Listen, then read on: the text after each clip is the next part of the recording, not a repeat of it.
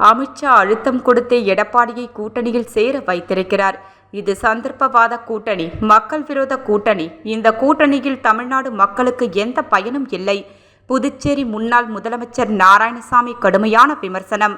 Puducherry Congress committee சிறுபான்மையினர் துறை சார்பில் இஸ்லாமிய மக்கள் நலனுக்கு எதிராக ஒன்றிய பாஜக அரசு கொண்டு வந்துள்ள வக்ஃபு சட்டம் 2025 திரும்பப் பெற வலியுறுத்தி காங்கிரஸ் கட்சியின் சிறுபான்மையினர் பிரிவு மாநில தலைவர் முகமது ஆசன் தலைமையில் கண்டன ஆர்ப்பாட்டம் அண்ணாசிலை அருகே நடைபெற்றது.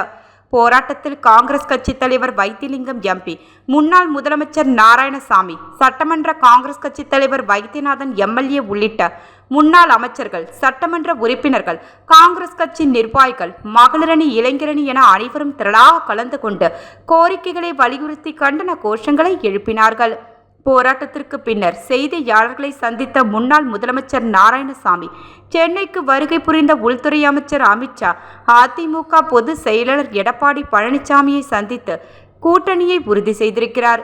இது ஒரு சந்தர்ப்பவாத கூட்டணி, பிஜேபியோடு ஒருபோதும் சேர மாட்டோம் என்று எடப்பாடி பழனிசாமி பலமுறை தெரிவித்திருந்தார். பிஜேபி கூட்டணியிலிருந்து ஜெயலலிதா வெளியே வந்தபோது கூட இனிமேல் பிஜேபியோடு அதிமுக ஒருபோதும் கூட்டணி வைக்காது என்று தெரிவித்தார்.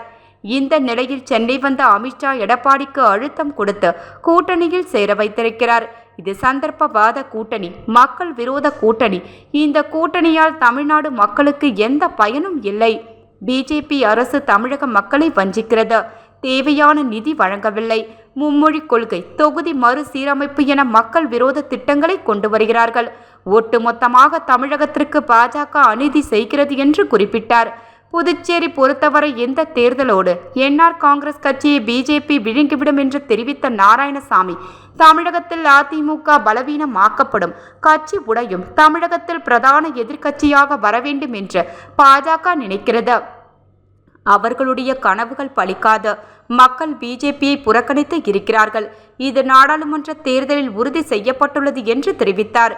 பிரதமர் நரேந்திர மோடி இன்று ஒன்று சொல்வார், நாளை ஒன்று சொல்வார்.